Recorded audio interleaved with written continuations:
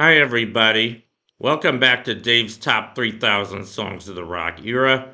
I'm your host, David Tare, and as the title of my channel says, I'm featuring my personal top 3,000 songs of the rock era from 1954 to 1999. And today I'm up to song number 2539, and that one is Daydreaming by Aretha Franklin. And this was released in 1972, went to number 5 that year, and it was also released on her 1972 album called Young, Gifted, and Black. And here's a picture of Aretha kind of early on. I think you guys all know who she was. She was called the Queen of Soul. She's considered probably the greatest, at least the greatest female soul musician of all time. I think the maybe sort of a toss up between her and James Brown as being the greatest soul musicians of all time. I guess James Brown was called the Godfather of Soul, and Aretha Franklin was called the Queen of Soul. So everybody seems to know both of them. And they were both, Aretha just had tons and tons of hits, and she was an amazing singer. I think you guys all know. I heard she had something like a 5 octave voice range. She could hit the high notes like nobody else, and she just could belt it out. I mean, she had an amazing voice, and she was pretty big, but I guess she had a big vocal cavity, which helped her voice, helped her hit the high notes, and gave her very amazing vocal quality. One of my favorite singers of all time.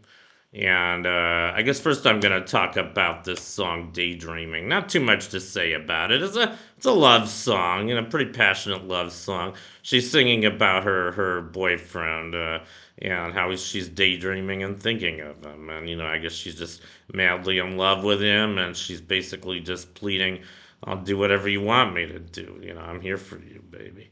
So that's pretty much what the song's about. Very beautiful song. It's one of our kind of more mellow songs. It has more of a 70s sound to it, I think. So the 70s music got a little more mellow, I guess. There's sort of what they call blue-eyed soul, or, I think he had kind of the Philadelphia sound of soul in the 70s, which was a lot more mellow than the stuff from the 60s, which was more upbeat.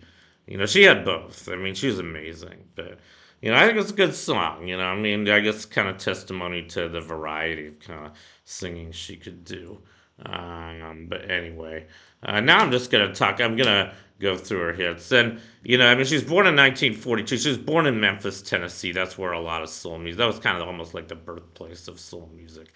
And I've been to Memphis. I've been to Beale Street. That's kind of where all the R&B got started. That's almost like where rock and roll got started, but it got started as R&B. And for those you don't know, Beale Street was kind of a hotbed of a lot of R&B and soul music. I think even before rock and roll got started. Great music came from there. Elvis lived there for a while. That's where he learned rock and roll. So I think you guys all know that Memphis was a very famous city for rock and roll and blues and soul. And anyway, that's where she got started. Now I'm just going to go through her hits. Her first hit was in 1961. I'm just going to go through her top 40 hits. She had tons of just top 40. She had even more Hot 100 hits and even more soul hits, but she had just a ton of top 40 hits. I'm going to go through those. It'll take a while just to do that. So her first top 40 hit was 1961. It was called Rockabye Your Baby with a Dixie Melody, and that one went to number 37. And then I guess she didn't hit for a while again. I think banner year for her was 67. That's when she really kind of started crossing over as an amazing pop singer. And her first hit that year was I Never Loved a Man the Way I Love You. That went to number 9. Later that year, she had her first number 1 called Respect. I'm sure you guys all know that one. That's a very famous song, coming up much higher on my list. I'm not going to say how high. And later that year, she had Baby I Love You, which went to number 4. And another excellent song, You Make Me Feel Like a Natural Woman, which went to number 8. I believe that was written by Carole King, and Carole King actually had her own version of that song in 1971 that was released on her Tapestry album. But I think Aretha nailed this one. Nobody could sing it like her. And then she had Chain of Fools, which went to number 2. And then in 1968, she had Sweet Sweet Baby Since You've Been Gone, which went to number 5. Um, Ain't No Way, which went to 16. Think, another excellent song of hers, went to number 7. The House that Jack Built, which went to number 6. I Say a Little Prayer, which went to 10. That was originally done, I think, by Dionne Warwick. They both did excellent versions. She had Seesaw, which went to 14. And My Song, which went to 31. In 1969, she had a cover of The Weight, which went to 19. I think that was originally recorded by the band. Um, she also had I Can't See Myself Leaving You, which went to 28. Share Your Love With Me, which went to 13. And Don't Play That Song, You Lied. Uh, that was along with Share Your Love With Me. So it was a double, two-sided hit. Then she had Eleanor. She had a version of the Beatles song Eleanor Rigby, which went to number 17. I've actually never heard her version of that, but the Beatles had an excellent version of that one. I guess Aretha did too.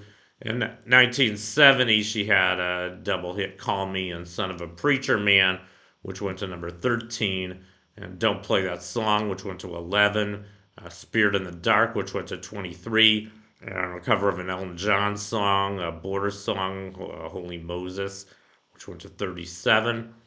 In 1971, she had a cover of You're All I Need to Get By, which went to 19. I believe that was originally by Marvin Gaye and Tammy Terrell. She also had a cover of a really excellent Simon and Garfunkel song, Bridge Over Troubled Water. Her version went to number 6. She had a cover of Spanish Harlem, excellent cover of that one, originally done by Benny King. Her version went to number 2. Then she had Rock Steady, which went to number 9. In 1972, she had the song I featured today, Daydreaming, which went to number 5. She had All the King's Horses, which went to 26. In 1973, she had Master of Eyes, The Deepness of Your Eyes, which went to 33. She had Angel, which went to 20. Until You Come Back to Me, That's What I'm Gonna Do, which went to number 3. In 1974, she had I'm in Love, which went to 19. 1976, she said Something He Can Feel, which went to 20. 1982, she had Jump to It, which went to 24. She had kind of a comeback in the mid 80s. In 1985, she had a song called Freeway of Love, which went all the way to number 3. Then she had Who's Zooming Who, which went to number 7. And Sisters Are Doing It for Themselves, which went to 18. 86, she had Another Night, which went to 22. Cover of a Rolling Stones song called Jumping Jack Flash, which went to 21. That was actually featured as the theme song for the movie Jumping Jack Flash, starring Whoopi Goldberg. Not a very good movie, but an excellent song. Her version's excellent as well as the Rolling Stones. But then she had Jimmy Lee, which went to 28. In 1987, she had her second number one. Was a duet with George Michael called I Knew You Were Waiting for Me. And then in 1989, she had Through the Storm, which went to 16. 1994, she had Willing to Forgive, which went to 26. And finally, 1998, she had A Rose Is Still a Rose, which also went to number 26. So those were just her top 40 hits. Very, very prolific artist, very amazing singer. Like I said, I think one of the greatest rock singers of all time, soul singer, or whatever you want to call her. And I have several other songs featured on my list. This is just the first of many by Aretha. So anyway, that completes my profile of Daydreaming by Aretha Franklin. Thank you for watching. You guys rock, and I'll see you next time. Bye.